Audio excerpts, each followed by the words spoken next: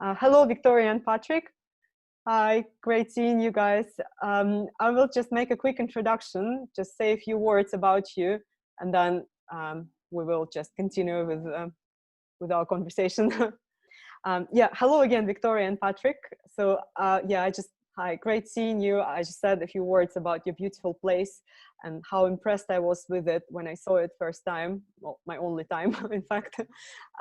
Yeah, so let's just start from the beginning, maybe. And Patrick, could you please tell us how you actually became a winemaker? Because I think the story is very inspiring.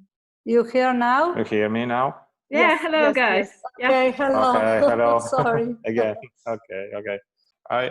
I arrived to be a winemaker just like a step in my life, because I start to, in my youngness, to live in countryside in Argentina with horses, plantation, cows, etc.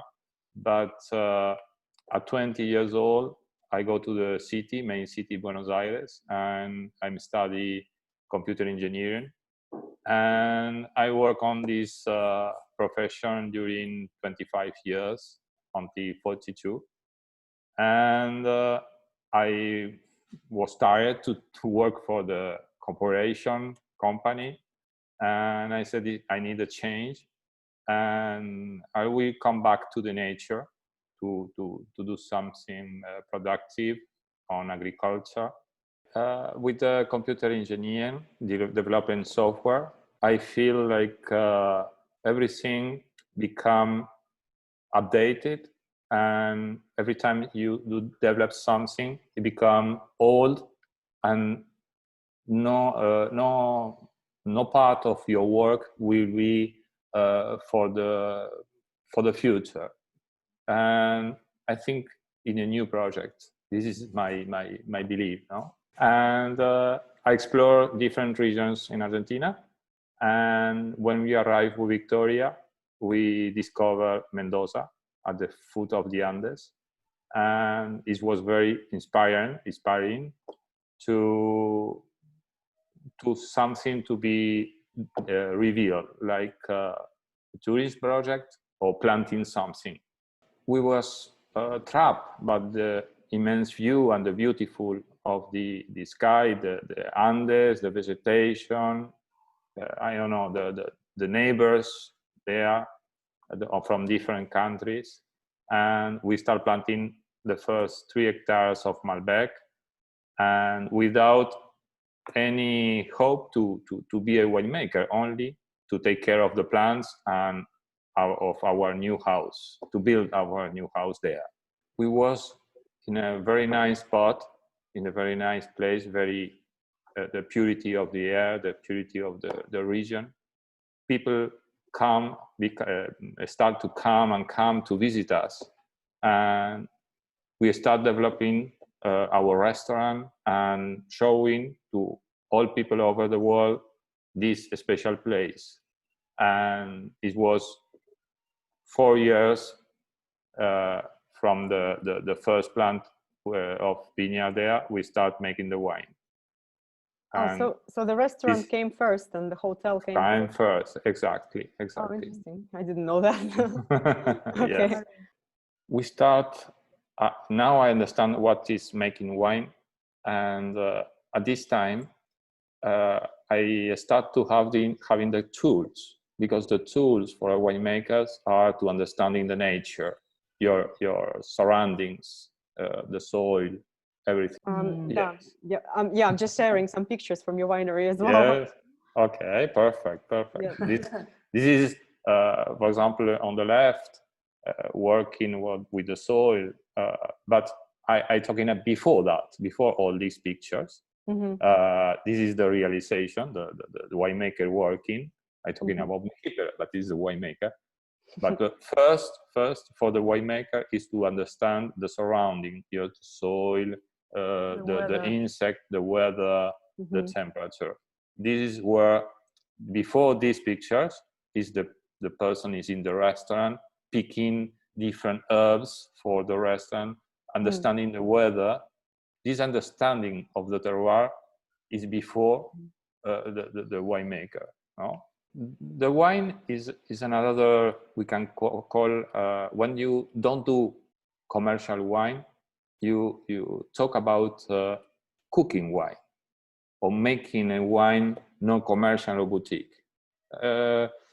You put a message from this terroir in a bottle. This is the secret, is to take this terroir with the you feel flavors of rosemary, mint, or another difference from pine, for example.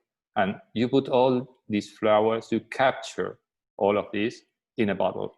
And thus I learned from different friends in the region. So we have a question. Someone is asking, how many vines have you planted in the beginning? I don't know if you remember that. Oh, yes. In the beginning, we plant around 3 hectares. Is around 5,800 plants. Okay. So I guess this brings us to the next kind of question, your philosophy of winemaking, right? Because the wines you make, I guess they can be called natural wines, right? Because you don't use any chemicals, you don't use any, I don't know about sulfur. Exactly. Do you use sulfur?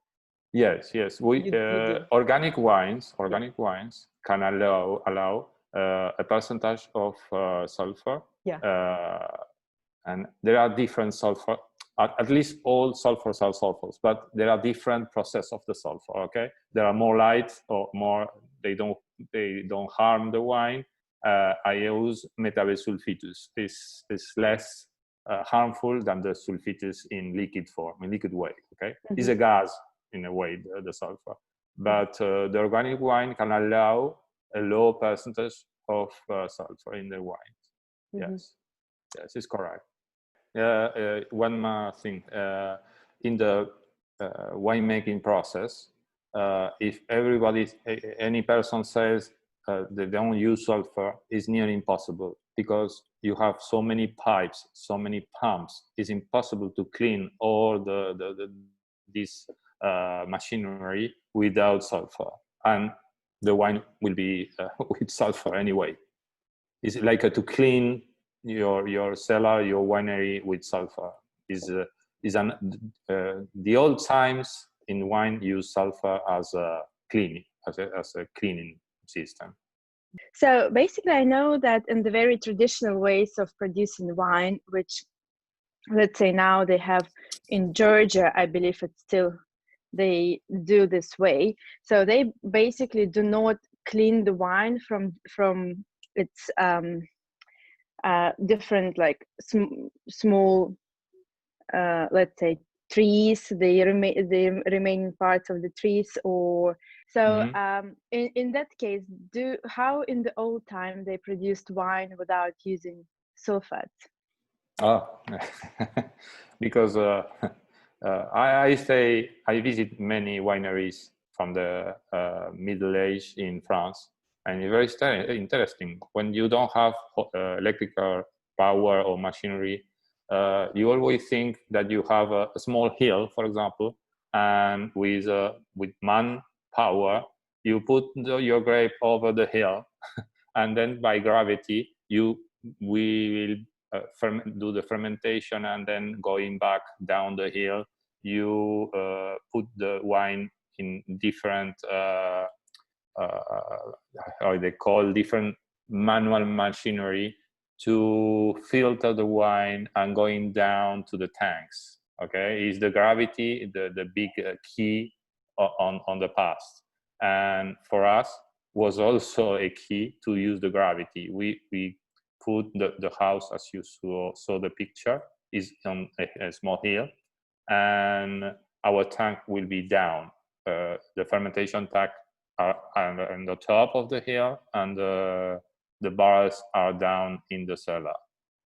Right. Sorry, but I didn't quite get. So what about sulfur in the old times? So in the old times, they didn't use sulfur in the ancient winemaking. No. I understand the question that she said, how they produce the wine in the old time to remove the particles on the wine, like the skin or something. I understand that, or not? All right. Yeah, and basically wine old times, and now in Georgia, when produced on the traditional method, why they do not use the sulfurs. Yeah, basically. I don't think they don't. They still do, I think. They don't use in Georgia. Okay, you can take the risk. Is a risk, okay? Because if you export the wines to different countries like Mexico, the Caribbean, your wine will be exposed to high temperature and is better than use sulfur. But also, you have more risk in the white wines to become another thing that not this wine. Yeah. And if your acidity is not good, it's not high, the wine will be no good with temperature or low temperature, high temperature or low temperature. Okay, maybe in Europe you have a mid-range temperature, maybe at the houses, but for example in the Caribbean region, any house has 30 degrees Celsius. Yeah, I think they produce only red wine. Patrick and Victoria, we have so many questions coming into our chat. I'm just going to start one by one. So someone was asking, right, going back to when we discussed the first vines that you planted, were they young vines or old vines? That was the question, I guess. So were they bushes? No, they were young. You can't plant bushes that are. So they were young vines, right? Yeah. We start planting in 2010. That they don't produce grapes until 2013. Yep. The produces is 25% of the plant loss, the power of producing grapes. Okay. Yeah. All right. So the question is, do you remember the first bottle of wine that you produced? What did it taste like, and how has your wine changed since then? It's a big question. Yeah. I try to shorten the answer. Okay. Lot of people. All right. You need to admit that when you produce your first wine in an unknown region, because I was the first to plant in this place, you feel glad to reach to have a wine. Okay, that is your first goal. But I feel it with lot of errors, lot of I don't know. My expectation was different. Mistakes, yes. It tasted like a very heavy wine, heavy, loud, also very strong, because we don't understand that the skin of the grapes there is so hard. The weather is so hard that they produce a very strong wine. Very tannic. Very tannic. The color was nearly black. Everything in the expression of the wine was there. It's like oil. Yeah. It was good, but oil. High in the mountain, no? Sorry? Yes. Okay, let's see. Estábamos altos. Yes, she's talking about, we was very surprised about the color and the density of the wine. Oh, okay. The French, we talk about the finesse, is the balance. We don't have, at this time, we don't have balance. And that is very important. But our philosophy, and I close the sentences to translate, is if you have harmonized vineyard, and then the wine will be balanced. Okay, that's we learn after the first wine, but the wine tastes very loud, very strong, colorful.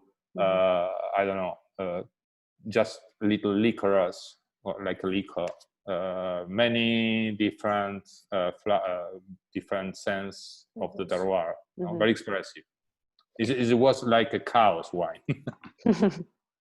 Now I have 4 different wines, 4 different lines of wines, and now in the early days from 2013 and 2014 or 15, these first 3 years, I start making more like Argentinian wine style. But after these 3 vintage, I I become to make more French wine because I'm Argentinian French nationality, and it was my my really belief for making this style of wine. I do a fusion wine, Argentinian French, and the wines become lighter, low alcohol, very drinkable, fresh, fruity, and spicy. So But what? it costs a lot of learning. How would you define the French style and the Argentinian style, though? Argentinian more fruity, French more spicy. In Argentina there is a movement to remove the oak from the wines and to remove the breeding in barrels. And for me, it's very important to keep our cellar very humid, like a French cellar, to work with different oaks from different regions. And this adds it's more tender in the mouth. The wine is more easy, more drinkable for our malbec, because if you don't put in barrels for 1 or 2 years, it's too aggressive. Who's wondering? Yeah, I have a question. I'm wondering how many years has it taken from the first vintage you make, from the first harvest, till you found this balance you were looking for? Oh, it was very hard work, you know. Near, like taking notes at the vineyard. This is small part of the vineyard. I have very, strong plants. In the other part, I have the wicks. Imagine to fertilize and irrigate to make the balance, to harmonize your wine, because it's like a concert of different instruments. Imagine a different instrument, cellos, the trumpets, the piano, the singer, everything.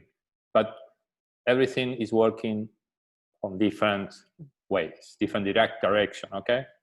And it takes from 2010, the first plantation, maybe 5 years. No, excuse me, 5 years to start to be balanced, okay? We have more questions here. 1 second.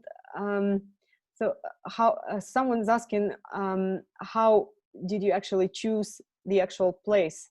But as far as I understood, when you chose the place, you weren't actually expecting to plant vines and to make wines there, right? That's the thing. So yes, it the happened thing. by accident, kind of.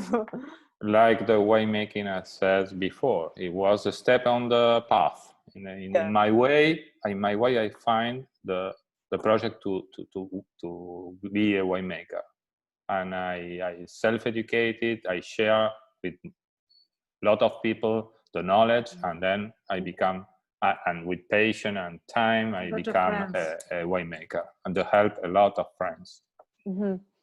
And someone also was asking, is the grapes that the vines that you planted, you bought them from Argentina, or did you import them from somewhere? Obviously Argentina, right? It's malbec. Oh yes, there are malbec from Argentina. I have different, we call species of population or variety. Between the malbec, there are different population. We call population because you can buy malbec from the north of Mendoza, from the south. They are the same grape, the same family, but the behavior of the plant is different. And I choose 3 different malbecs.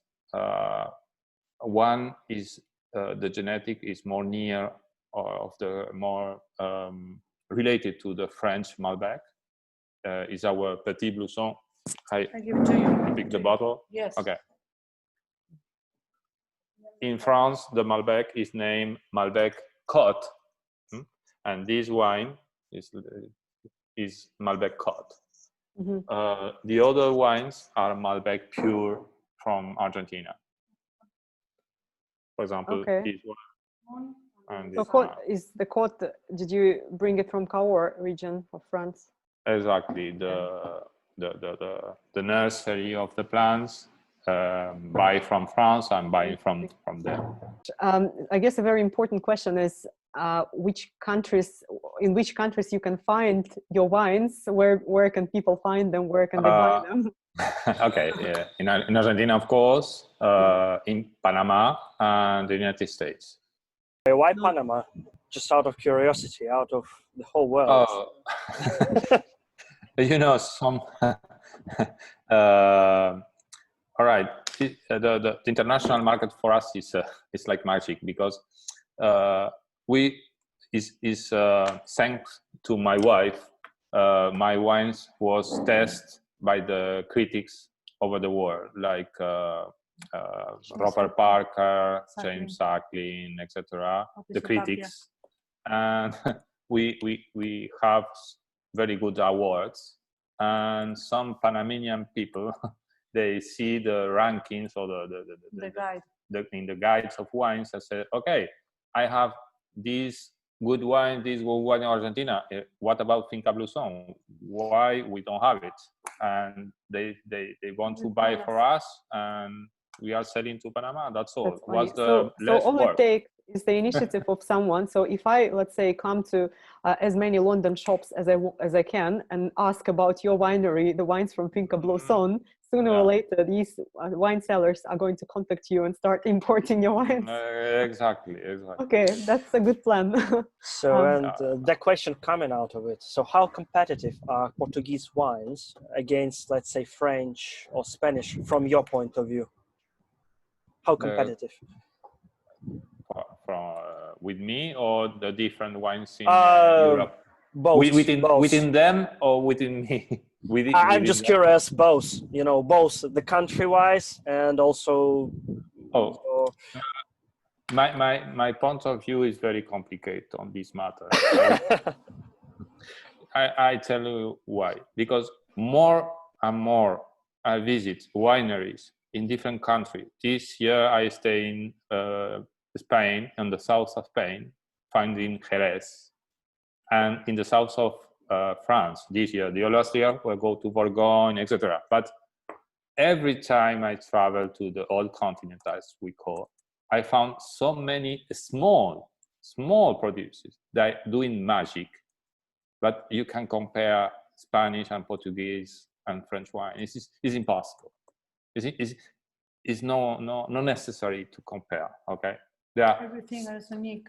What is the value of one magic bottle in the front of 10 non-magic wine of Bordeaux? Understand? It's very difficult. There is magic everywhere. You need to find it. And how can I find magic? I need to translate, guys. Hold on. How can I find magic? You need know you need to understand you, and then you need some advices. Yes. Okay. We have a question about how many bottles you produce a year as well. That's just a quick one, and then I will ask you something else. So how many bottles do you produce? A second part, because I lose the audio. Don't worry about the second part. So how many bottles do you produce a year? It depends on the harvest, but I have I have different lines of quality and breeding wines, but for the top 4 wines, more expensive, more care, I produce around 25,000 bottles, 30,000 bottles around. Yeah. And the 5 first more loved bottles, the 5,000 more, this Finca Blousson, this one. Imagine this big bottle is heavy like 1.5 kilos, only the bottle, without the wine. It's a lot of work to afford the budget and to make this wine that is made 100% by hands. Yeah. So I explained to the other day, Lumila. Yeah. 25,000 bottles. Okay. We prefer to do more, but it's near impossible. Yeah. Which one are you drinking today, actually? What's the wine in your glasses this evening? We are drinking the Moon. This one. Oh, yeah. Okay. Because So the top it- line, isn't it? No, the top is the sun. This is Oh, the the top, soul is okay. and this is the second in line, and this the 18 preferred months. for my wife. It has 18 months of breeding in barrels, in French barrels, and I love is this a more wine. is the less wild of the wines. It's the more controlled wine, more balanced wine. It's exposed to the north. We have sunny days there. It's not cold and not too much rocks in the soil. Fair enough. So Patrick, yes, just one last story, please. It's very, very fascinating how Bono came to visit your winery and how you guys inspired him so much that he decided to be a winemaker as well. Oh, I can make a joke with that because I can say it was in my way instead. All right.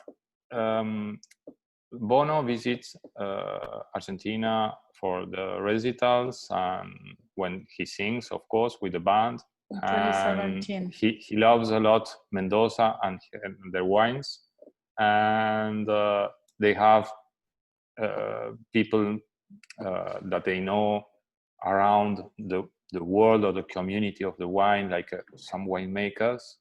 And one person suggests to visit our place because of our different wines. And one day they say, okay, Go. he will Take come a plane. and take a private plane with friends. They pass from the school, and I don't know. It was like a movie to see him in our place. It was like magic. Now I am a fan of you two, of course, and sometimes in Facebook I make many jokes about they are coming. I do a joke on 2012, and It's finally this dream come. Was incredible. Yes, and he visited us with a big crowd of people, and we have a lot of experience with Victoria, with the restaurant, to receive people from different part of the world, different countries. But this visit was very, very special, and we enjoy a barbecue there, an Argentinian barbecue. He signed, for example, one of the things. I don't know if you can see there. Oh, no. Is that the autographs? Yeah, near there. This is a sign like John Lennon. This is wine there. Okay, it's a napkin, and he signed and do it right. Great. And we share a talking, and he enjoyed the day with the friends and our wine, and he decided to buy lands around us. Okay. Interesting. Make the wine. So, and 1 second, and can you please also tell the story how you opened the old bottle as well? Yeah. Okay. When after he drinks our wine in the barrels in the cellar, he starts with a story when he was young at the school, and why Bono don't learn Spanish in Ireland, and because Victoria is a Spanish teacher, Oh. and yeah. And say, no, I can't speak a word in Spanish. And I would tell the story. And he starts saying, okay, I was a very, very bad student. He was 12. Yeah, awful student. And my Spanish never improved. I have a bad relation with my teacher. And walking out of the school, I picked one time 2 manners of a dog, a crap of a dog. I dropped to my Spanish teacher. She is eating. And I was expelled from the school to another school, and that was in 1973, and this because I met my wife in the new school and the new friends of our group, our band, in the new school. Because of that. And I said, oh, okay, your teacher will be happy with the result at the end. You don't know Spanish, but she will be very happy. Then I said, maybe I think that the Spanish teacher forgive you from, I don't know, from another part of the world.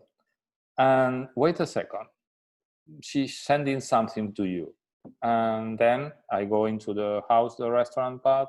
I have a Spanish from Spain, a Spanish bottle of wine from 1973 bottle. Very old wine. I show you a picture. Victoria is helping me with the picture. Wait a minute. And when I arrived with the old bottle, I show you to Bono, to David, and I said, I can't believe it. It's from 73, this bottle. Yes, I will open the bottle. This bottle. Great. Oh, wow, yeah. okay. It's a very old bottle. Yeah. And I said, I will share with you. And I think that the teacher is very happy with the consequence of the results. And we enjoy this bottle and we do a toast. And I open the old bottle, very complicated, imagine the cork. And I serve the wine for everybody. I pray in my head the wine is good, because after 40 etc. years, and my bet was good, the wine was perfect, oldie of course, and everybody was shut up, was incredible. In the front of the house. This is in the front of the house. Okay. Oh wow, is that Bono in the middle? In the middle, yes. And everybody was shocked with the date of the bottle, incredible, old wine, and the opportunity to, this is the one. And after that, Bono decided to, the 1973, decided to buy some land next to you guys and become your neighbors. Yeah, exactly. That is the story. Short, but this is the story. Okay. Patrick, do you know when his wine, when is he going to produce his first wines? Okay, I'm the consultant winemaker for the team of the wine of Bono, and this is a company that is a fusion of two wineries. One in Provence, France, is called Lacoste, and the Chateau Lacoste, and the new wine in Mendoza, the new winery. And they start producing maybe next year, because this year was very complicated, because there are new labels, new kind of bottles. Okay, this is a hard work to start the brands, etc. in Argentina, and all the diligence, etc. And maybe next year will be released the new red wines, because the rosé and the white wines in France are in the market. They under the name Chateau Lacoste in Provence. Okay, and is the Argentinian one? What's the Argentinian one going to be called? Do you know? Andes is Andes. ¿Cómo se llama? No, the name of the label is Andes. Andilian. The name is Andilian. Yes, okay. Andilian. Is Andilian by Chateau Lacoste. As a teamwork, we try to all together to have a good product. Okay. Yes, as a teamwork, we try it. You know, for most of the people, a mistake is like a fault. I don't know. It's like something wrong, no good. But in the winemaking, you have so many mistakes, so many that you learn. If you don't learn about that, it's like a gold to have so many mistakes, you know. And think one thought: when you produce a wine, it will be a sensory experience for the people you giving. Okay, it's a big challenge, and that is the challenge, to get the most of the people. I know this guy. Yeah, you know these guys, all three of them. Guys, we will probably let you go. I'm so sorry it took much longer than we expected, but we've had so It's many okay. questions from the audience. It's a pleasure to share with wine lovers, and listen. Russian is not for every day, of course, and good you invite us to this conference. Maybe we have next conference in the near future, and it was a pleasure. It's a pleasure. Well, I hope we will meet in Blousson, person in the nearest future rather than online. Maybe, yeah. And yes, thank you so much for being with us. It's a pleasure. You're It's been welcome. a pleasure listening to your stories and seeing you. Thank you, everybody. Everybody. Yeah. Bye, Bye. guys. Bye. To meet Bye, you. thank you. Cheers. Cheers. Yes. Cheers. Cheers. Bye bye. Bye bye. Bye bye, guys.